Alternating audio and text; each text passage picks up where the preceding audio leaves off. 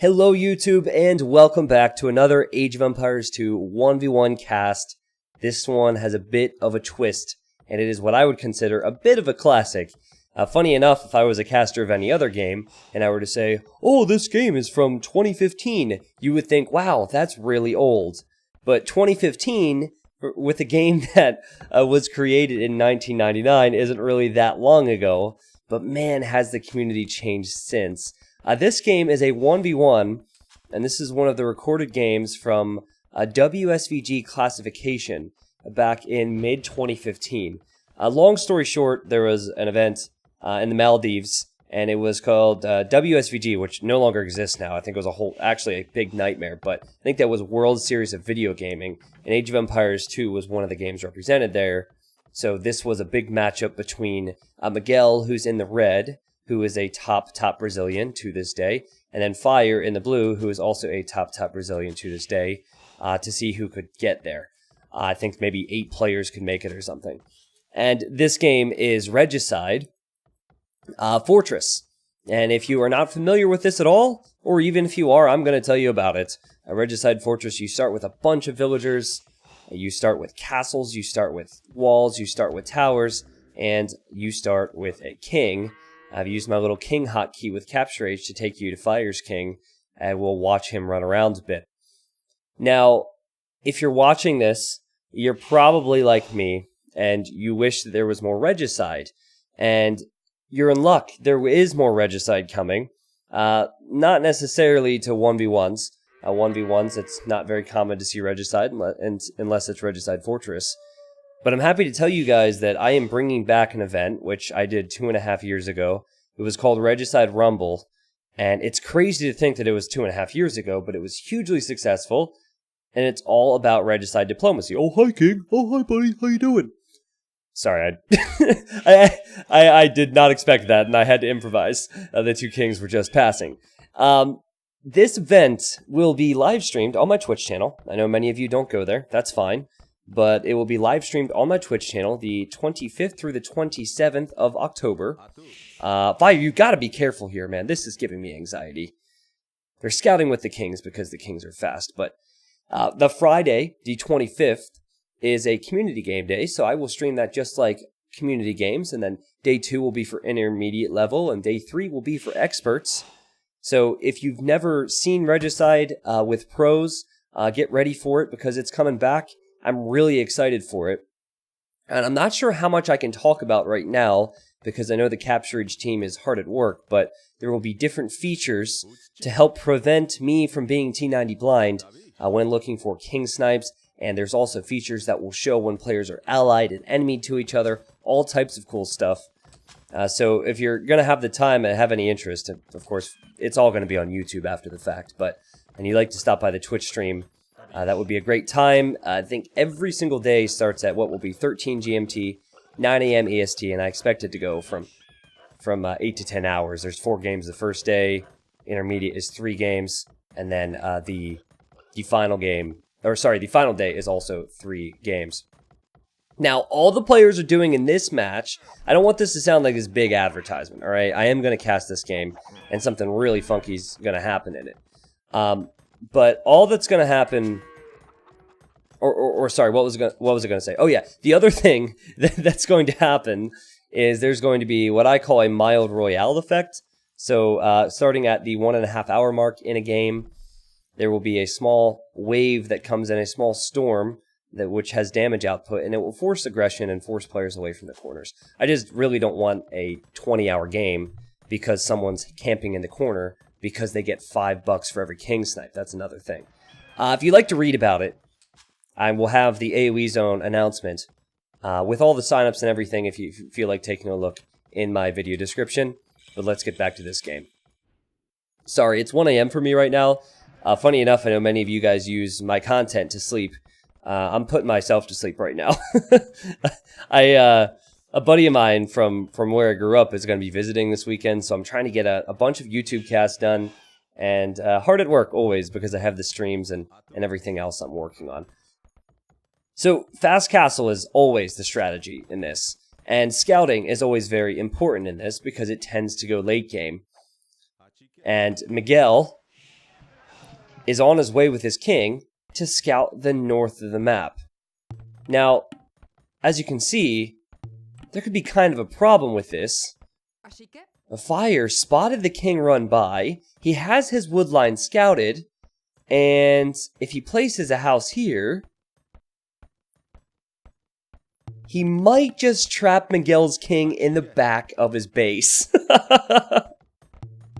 So, I've only seen a few times where players have lost their kings on Regicide Fortress at the highest level. But this was a very, very big stage of Age of Empires 2. Both of these players are looking to qualify and go to the Maldives. And Miguel realizes, oh shoot, I've been house walled in, and I have to hide in the north of the map. So it's a pretty scary thing for him, I'm sure. And there he is hanging out. Fire. He's sending his eagle back here to see what's going on exactly. Now, I have to say, great awareness from Fire. And boop! Now, assuming Fire's looking at this, he would have just caught a glimpse of that king, but I'm not so sure, okay? I'm not so sure he knows the king is back there. It did seem like he made a quick reaction and placed a house here once he saw the red dot, but only saw the king for a little bit there. So they're both going fast castle. They are Mayans. I haven't really talked about this yet, but I'm sure you can see it. And normally what you'd see from players is just a straight up boom with plumed archers. So multiple TCs, lots of plumed archers. And it's about fine margins then, taking little advantages, whether that be map control with relics and golds, or whatever plumed archer shots you can get. This is pretty much all about build orders, all about how quickly you can do the same thing. There's no other thing you can do in this matchup. It's just all about plumes and TCs.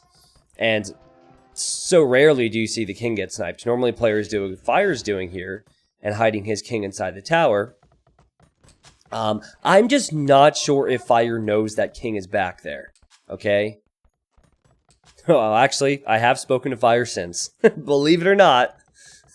But for the sake of the hype of this video, I don't know if Fire knows if that king is in the north of the map or not. Because if he knew the king was there, he would have sent his plumes there immediately. So poor Miguel, he's going to have to fight this out, and his king is hopefully never going to be found. Oh man, so fun little history lesson, I guess, for you. I created my YouTube channel the summer that these qualifications were going on, and some of the first expert play that I casted was from the WSVG qualifications. Miguel loses his Eagle Warrior there. But it's kind of funny to me to look back and see just how long ago 2015 feels, and yet we're still casting Fire and Miguel, who are still in the top 20 today. I mean, the top 20 just has really not changed. There's been a few players who have come and gone, a few players who've moved their way up the ladder, but still a lot of the same names around this community. These pros have been playing at a high level far longer than I've been making content. And they were doing it before there were lots of viewers out there. So, you know, I'm proud that I've been able to host some big events with the viewership that I'm getting. And, you know, there are some new events coming up. Regicide Rumble, well, I guess it's around a week after this upload. That's exciting stuff. And then, of course, possibly some different tournaments in 2020. I'm happy to have played my part. People still tell me I've played a large part, and it doesn't... I don't really know if that's the case, right? But the fact that I played any part is pretty freaking cool to me, because I love these guys so much. I just love the game so much. There's the third town center for Fire. You'll notice that he's building up in the back of his base. Now, this is all normal stuff. Even if the king wasn't there, it makes sense to build TCs on wood lines like this. And he's actually playing kind of defensive at the moment. And if we're splitting hairs, Miguel is ahead. Miguel is ahead by just 3 villagers, but 3 villagers could go a long way. He's also ahead by 2 military, so the build orders and everything seems to be slightly better for Miguel. Now, there are a few things that will change that. Possible Vil snipes could change it. Fire actually has 2 idle villagers not chopping wood, so those are the types of things that separate players in Regicide Fortress. It's just how technical this gets. And normally, the focus is all on the plumed archer numbers, and then upon imp, the castle numbers, and then the treb numbers, and then many times you see rams mixed in. But this Regicide Fortress cast is going to be unlike any other cast we've seen before.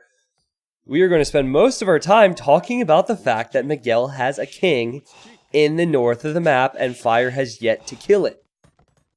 I mean, Fire also walled here, and again, did Fire do this because it's a simple wall off? Or did Fire do it because he knows something is back there? And if he knows something is back there, why hasn't he killed it yet? That's just wasting time, right? Now, he knows Miguel very well. I actually spoke to Fire recently. This was like 4.5 years after the fact. But I was speaking to him about some of the other Brazilian pros, because Fire was saying how stacked Brazil is, and it's so true. He was saying that players like Riet, who unfortunately are he's pretty much retired. He said if Riet were to come back and put a solid month in, all the Brazilians say that Riet would be top 3 again, no problem. It's amazing how they all say that, regardless of if they're teammates with him or not. And then he also said that Miguel is one of the most dangerous players in the game, not even Brazil. He said because Miguel always prepares, and he said if you let Miguel do what he wants to, which normally is boom, he said, that Miguel is going to punish you. Now in this particular game, Miguel is leading, but he has his king in the north, and Fire is building houses here. Look at this. The king is behind enemy lines and he has nowhere to go. Now you'll notice, Miguel he's making a Mangonel now. He obviously knows his king is back there, and this is Miguel's point of view. Miguel can see the houses, so he might be thinking, oh shoot, if he gets town watch, he's going to spot me. So now he's repositioning his king. Fire still... Actually, I wish I would have been on Fire's point of view there for a second. Maybe Fire caught a glimpse of him on the minimap there. But Fire has yet to send any units down here. I don't think that Fire knows. Now, if Fire were to research Town Watch, maybe he has some suspicions. Maybe he feels as though the king ran back here and then quickly retreated, and that he's just built this house earlier for nothing. But anyways, if he were to research Town Watch, his houses would give him a lot more line of sight, and then he'd know for sure. But I don't think he feels like there's a real need to research Town Watch right now. And here comes Miguel. Now, Miguel is making a beeline towards that house. He really wants to save his king. If he saves the king, he has a slight lead in this game and could win in miraculous fashion. And Miguel starts it off with one big Mangonel shot, and that Mangonel shot, I think it's worth it. There's quite a few weak plumes in here. And that is good micro from Fire, I have to say. And now there's some petards coming. Now, look at Fire's point of view. If Fire's looking to micro with the plumes, he's also sending his own Mangonel over. And he just researched Town Watch. He can see the king! Because of a half a tile or one tile, he can see the king!